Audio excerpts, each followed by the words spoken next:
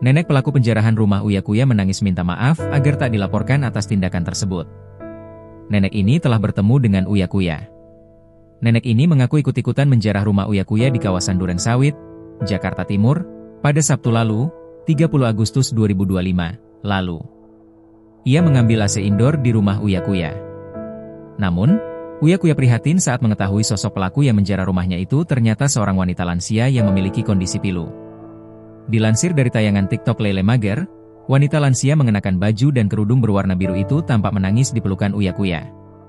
Wanita tersebut kemudian ditenangkan Uya dan istrinya, Astrid. "Ibu bebas udah, ibu gak dilanjutin lagi hukumannya, pokoknya jangan nangis lagi," kata Uya. "Maafin ya maafin," kata lansia tersebut kepada Uya dan Astrid. Uya Kuya pun mengaku telah memaafkan sang nenek.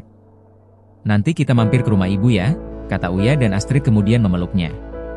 Sebelum berpisah, Uya pun sempat memberikan sejumlah uang tunai untuk wanita lansia itu.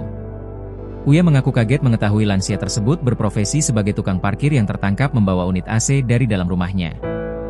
Menurut Uya, kondisi ekonomi terduga pelaku cukup memprihatinkan. Ia hidup bersama suami yang juga bekerja sebagai tukang parkir, serta anak dan cucunya. Bahkan, cucu perempuan itu menyandang disabilitas.